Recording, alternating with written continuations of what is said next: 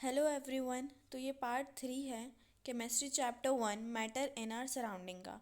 ठीक है, तो पार्ट 3 में हम बात करने वाले हैं चेंजेस इन स्टेट, मतलब कैसे चेंजेस होते हैं, मैटर अपना स्टेट कैसे चेंज करते हैं।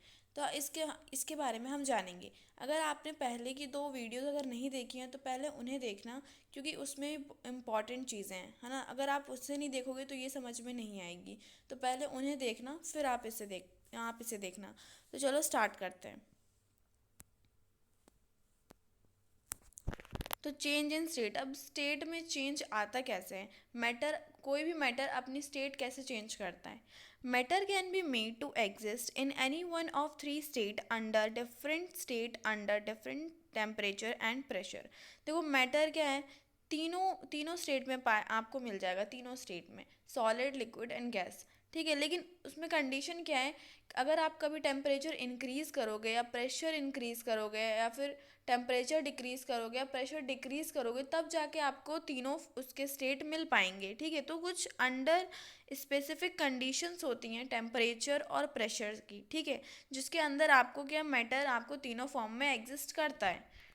तो फिर नेक्स्ट पॉइंट क्या है, all three state of matter solid liquid gas are interchangeable.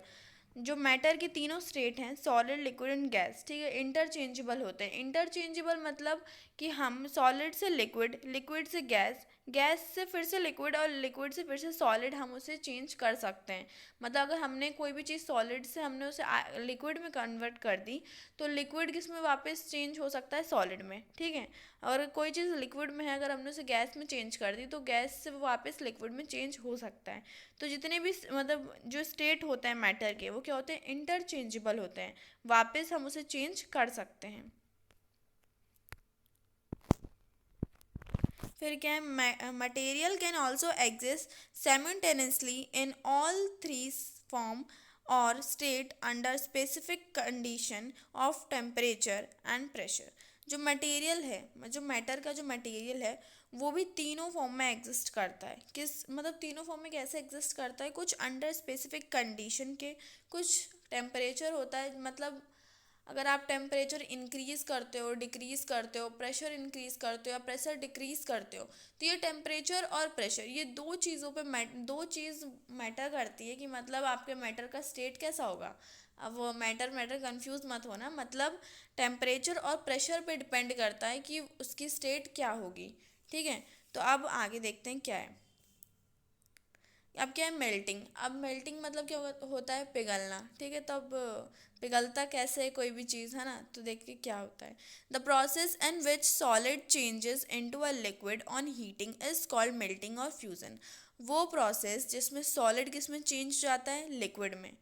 देखो ऐसी प्रोसेस जिसमें सॉलिड चेंज हो जाता है लिक्विड में, जब हम उसमें हीट अप्लाई करते हैं। हीट अप्लाई मतलब हम टेम्परेचर बढ़ा रहे हैं ना। हाँ, तो देखो जब हम उसमें हीट अप्लाई कर रहे हैं किसी भी चीज़ में, तो वो सॉलिड फॉर्म में, और हमने उसमें हीट अप्लाई की तो किस में चेंज हो गया, लिक्विड में। तो उसे ही कहते हैं मेल्टिंग और फ्यूज़न। ठीक है, मेल्टिंग का मतलब क्या होता है आपको पता है, पिघलना, है ना। फ्यूज़न का मतलब टूटना, मतलब वही होता है, दोनों का मतलब सेम।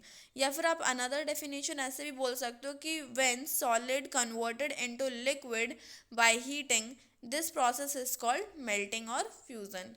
ठीक है, फिर क्या है, the melting of solid take place in definite temperature is known as melting point of that solid.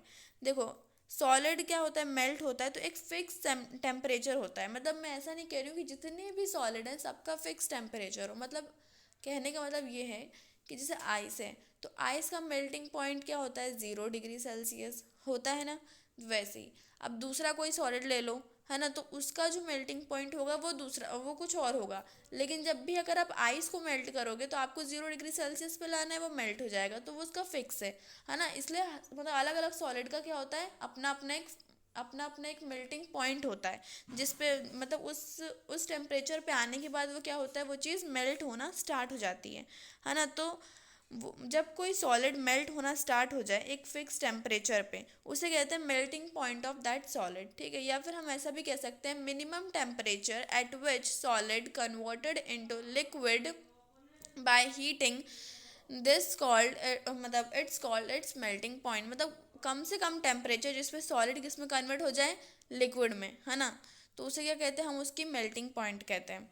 फिर क्या है example, the melting point of ice is 0 degree Celsius which mean ice melt at the 0 degree Celsius and change into liquid. जैसे example दिया गया है कि जो melting point है आइस का, मतलब आइस सबसे बेस्ट एग्जाम्पल होता है। देखो मेल्टिंग पॉइंट क्या है आइस का, 0 डिग्री सेल्सियस। इसका मतलब क्या हुआ कि आइस क्या होती है, मेल्ट हो जाती है 0 डिग्री सेल्सियस पे और किस में चेंज हो जाती है, लिक्विड में। ठीक है। फिर क्या है बॉइलिंग और एवेपोरेशन। देखो बॉइलिंग और एवेपोरेशन देखो दो डिफरेंट चीज़ें हैं। मैं आपको अंतर बताऊंगी कि बॉइलिंग और एवेपोरेशन में क्या अंतर है। बस एक बहुत ही छोटा सा अंतर है जो लोगों को पता नहीं होता, लेकिन मैं आपको बताऊंगी कि बॉइलिंग और एवेपोरेशन में क्या अंतर है। तो अभी हम बॉइलिंग पढ़ लेते हैं। The process in which liquid changes into gas और vapour on heating is called boiling. वो प्रोसेस जिसमें लिक्विड किस में चेंज हो जाता है, गैस में या फिर वेपर में, जब हम उसमें हीट अप्लाई करते हैं तो क्या कहते तो उस प्रोसेस को कहते हैं boiling. This process is also known as vaporisation. इस प्रोसेस को हम वेपराइजेशन भी बोलते हैं, या फिर हम ऐसा ही बोल सकते हैं when liquid converted into gas or vapor by heating, this process is called boiling or vaporization। ठीक है। A liquid boil at definite temperature is known as boiling point of liquid। जो लिक्विड है वो किस पे बॉईल होता है, एक डिफाइनेट टेम्परेचर, मतलब एक फिक्स टेम्परेचर पे बॉईल होता है। जैसे कि आप अल्कोहल का ले लो तो वो किस पे होता है, 60 डिग्री सेल्सियस पे होता है, वो बॉईल होना शुरू हो जाता है। वाटर जो है, वाटर 100 डिग्री सेल्सियस पे होता है। मतलब अलग अलग लिक्विड है तो उनके अलग अलग मतलब क्या है, बॉइलिंग पॉइंट हैं। वाटर का क्या है, 100 डिग्री सेल्सियस। अल्कोहल का क्या है, 60 डिग्री सेल्सियस, है ना। मतलब अगर 60 डिग्री अगर टेम्परेचर हो गया तो अल्कोहल क्या होगा, वो होना वेपर में कन्वर्ट होना शुरू हो जाएगा, है ना। और अगर 100 डिग्री सेल्सियस पहुंच गया तो वाटर क्या हो जाएगा, वेपर होना शुरू हो जाएगा। तो उनका क्या है, फिक्स टेम्परेचर है, कितने पे वो क्या होगा, बॉईल होना स्टार्ट हो जाएगा। तो उसे ही कहते हैं उसका बॉइलिंग पॉइंट। या फिर आप ऐसा भी कह सकते हो, minimum temperature at which liquid converted into vapour is called its boiling point. ठीक है। अब एग्जांपल क्या है, the point of water is 0 degree Celsius. Sorry ये बॉइलिंग पॉइंट होगा, बॉइलिंग पॉइंट आप समझ जाना। ठीक है। The boiling point of water is 100 degree Celsius. मतलब पानी कितने पे उबलता है, 100 डिग्री सेल्सियस पे उबलता है। Which mean that water boil at 100 degree Celsius. इसका मतलब ये है कि पानी कितने पे उबलता है, 100 डिग्री सेल्सियस पे। एंड चेंज इन गैस और वेपर, और किस में चेंज होता है, गैस या फिर वेपर में। अब मैंने आपको बोला कि मैं आपको बताऊंगी बॉइलिंग और एवोपरेशन में अंतर क्या होता है। तो बॉइलिंग में क्या होता है कि जब वो अपने उस पे जब अपने वो टेम्परेचर पे पहुंच जाता है, कोई भी चीज़ अपने बॉइलिंग पॉइंट पे पहुंच जाती है, तब जाके वो चीज़ क्या होती है, बॉयल होना स्टार्ट होती है। लेकिन एवोपरेशन में ऐसा नहीं है। एवोपरेशन में क्या होता है कि अब जैसे कि आपने पानी फैला दिया नीचे, ठीक है। तो अगर अब आपको तो पता है कि बॉइलिंग पॉइंट ऑफ वाटर क्या है, 100 डिग्री सेल्सियस, लेकिन आपने उसे दिया, आप उसे नहीं देते हो 100 डिग्री सेल्सियस, उसे नहीं मिलती हीट, लेकिन फिर भी वो भाप बन के उड़ जाता है, पानी कुछ देर में वहाँ से गायब हो जाएगा, है ना। तो ऐसा होता क्यों है, क्योंकि ऐसा इसलिए होता है क्योंकि मतलब वो क्यों होता है, वो तो लेटेंट हीट की वजह से होता है। अब लेटेंट हीट क्या होता है वो आप आगे पढ़ोगे, इसी चैप्टर में आगे पढ़ोगे कि कैसे वो लेटेंट हीट लेती है और कैसे क्या होता है। लेकिन मैं ये बता दूं कि अगर कोई भी पानी मतलब कोई भी पानी अब क्या हो रहा है, वेपर में कन्वर्ट हो रहा है, कोई भी लिक्विड अगर वेपर में कन्वर्ट हो रहा है लेकिन बिलो इट्स बॉइलिंग पॉइंट, है ना, अपने बिना मतलब बॉइलिंग पॉइंट पे पहुंचे, तो उसे कहते हैं एवेपोरेशन। ठीक है।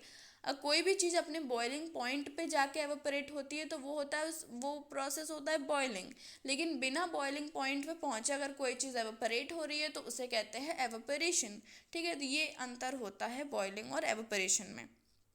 फिर क्या है कंडेंसेशन। कंडेंसेशन क्या होता है अब वो देखते हैं।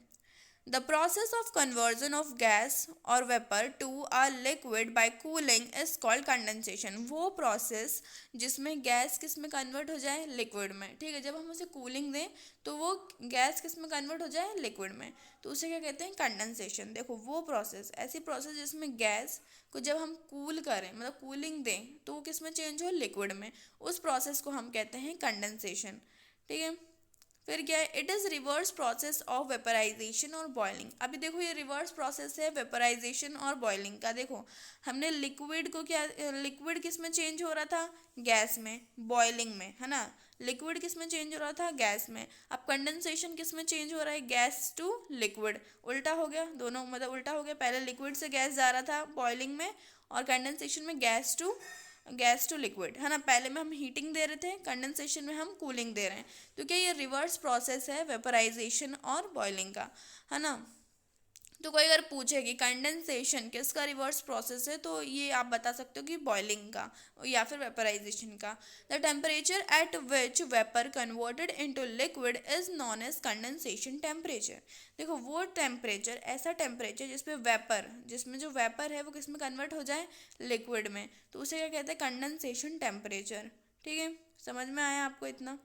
फिर क्या एक्सप्लेनेशन कि ऐसा होता क्यों है ना। अब हमने गैस को ठंडा कर दिया तो वो लिक्विड में चेंज हो गया, भाई कैसे, रीज़न भी तो पता होना चाहिए।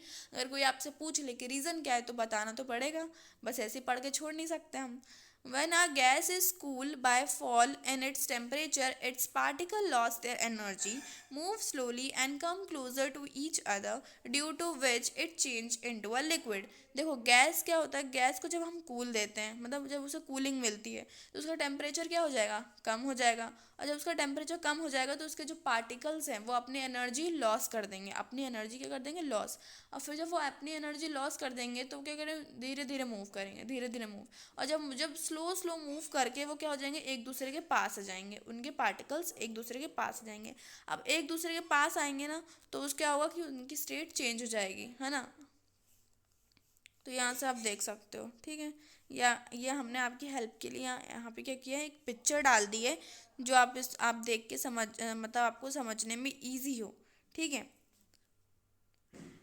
तो जैसे कि यहाँ पे देखो कि मतलब सॉलिड है, सॉलिड, फिर यहाँ लिक्विड है, यहाँ गैस है। तो जब हम सॉलिड में हीट देते हैं, लिक्विड में हीट देते हैं, गैस में हीट देते हैं, तो क्या क्या प्रोसेस होती है, वो यहाँ पे पिक्चर लगाई गई है कि आपको इजी पड़े समझने में, ठीक है। फिर क्या है, फ्रीजिंग। अब फ्रीजिंग क्या होती है, देखो, the process of conversion of liquid into a solid bye cooling is called freezing.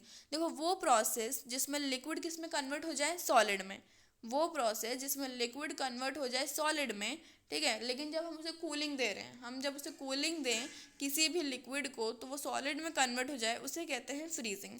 अब देखो फ्रीजिंग, मैंने यहाँ फ्रीजिंग वर्ड यूज़ किया है, कोई कोई यहाँ पे सॉलिडिफिकेशन भी बोलता है। सॉलिडिफिकेशन बोले तो आप कंफ्यूज मत होना, freezing and solidification are same, ठीक है। The temperature at which a liquid substance is changed to a solid state under a given pressure and temperature is called its freezing point। देखो ऐसा temperature जिसमें liquid किस में change हो जाए, solid में, कुछ गिवन प्रेशर और टेम्परेचर के अंडर। मतलब अगर हम उस किसी भी चीज़ प्रेशर अप्लाई करें और उसका टेम्परेचर उस उतना ही टेम्परेचर दें, और अगर कोई लिक्विड किस में चेंज हो जाए, सॉलिड में, अगर लिक्विड चेंज हो जाए सॉलिड में अंडर कुछ स्पेसिफिक प्रेशर और टेम्परेचर के अंडर, तो उसे कहेंगे उसका फ्रीजिंग पॉइंट, ठीक है। फिर क्या एग्जांपल है, the melting point of ice, solid है, आइस क्या है, एक सॉलिड है, तो मेल्टिंग पॉइंट ऑफ आइस क्या है, इस 0 डिग्री सेल्सियस, 0 डिग्री सेल्सियस है मेल्टिंग पॉइंट आइस का। आइस क्या है, अभी एक सॉलिड है, ठीक है। So the freezing point of water, जो फ्रीजिंग पॉइंट है वाटर का, वाटर क्या है, एक लिक्विड है, ठीक है। जो फ्रीजिंग पॉइंट है वाटर का is also is also 0 degree Celsius, वो भी क्या है, 0 डिग्री सेल्सियस ही है। देखो यहाँ देखो, हमने आपको पिक्चर शो की है कि आपको थोड़ा और अट्रैक्टिव लगे, समझ में आए।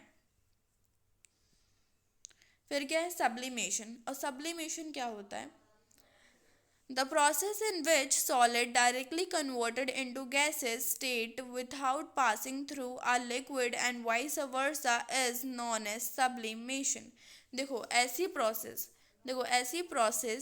जिसमें क्या होता है, ऐसी प्रोसेस जिसमें सॉलिड किस में कन्वर्ट हो जाए, गैस में, ठीक है, बिना लिक्विड स्टेट में कन्वर्ट हुए। अब कोई चीज़ को अगर आप हीट दे रहे हो तो किस में कन्वर्ट हो जाए, सीधे गैस में। और किसी मतलब गैस को अगर आप कूलिंग दे रहे हो तो वो सीधे किस में चेंज हो जाए, सॉलिड में ना, उसमें लिक्विड का कोई फंडा ही नहीं है, लिक्विड बीच में उसका कोई रिलेशन ही नहीं है ना। तो कोई भी चीज़ सॉलिड से डायरेक्टली गैस में कन्वर्ट हो जाए और गैस से डायरेक्टली सॉलिड में कन्वर्ट हो जाए, तो उसे कहते हैं हम सब्लिमेशन। अब वाइस वर्सा यहाँ पे जो वर्ड आया है, आप उसे कंफ्यूज मत होना, इसका मतलब होता है कि वही सेम उल्टा, है ना, solid to gas, gas to solid, इसीलिए हम वाइस वर्सा लिखा है हमने, यहाँ पे वो लाइन नहीं लिखी है ना, गैस टू सॉलिड में कन्वर्ट हो जाए, इसलिए वाइस वर्सा लिख दोगे तो वो समझ जाएंगे, ठीक है। आप भी ऐसा यूज़ कर सकते हो। तो उस इस प्रोसेस को कहते हैं, देखो, ऐसी प्रोसेस जिसमें सॉलिड डायरेक्टली गैस में कन्वर्ट हो जाता है बिना लिक्विड स्टेट में पास हुए, and vice versa, this process is known as sublimation. देखो फिर क्या है, अगर हमने हीट दी, अगर हमने हीट दी सॉलिड को, तो वो किस में चेंज हो जाएगा, गैस में। और हमने अगर गैस को कूलिंग दी तो किस में डायरेक्ट चेंज हो जाएगा, सॉलिड में। तो मतलब यहाँ लिक्विड का कोई फंडा नहीं, अगर आप सॉलिड को हीट दोगे तो डायरेक्ट गैस में कन्वर्ट होगी, और गैस को कूलिंग दोगे तो डायरेक्ट सॉलिड में कन्वर्ट होगी, ठीक है। अब देखो सबलाइम क्या होता है, अगर मतलब आपको मतलब सब लोग बताएंगे नहीं कि सबलाइम क्या होता है, लेकिन हम किस लिए हैं, हम आपको बताएंगे सबलाइम क्या होता है।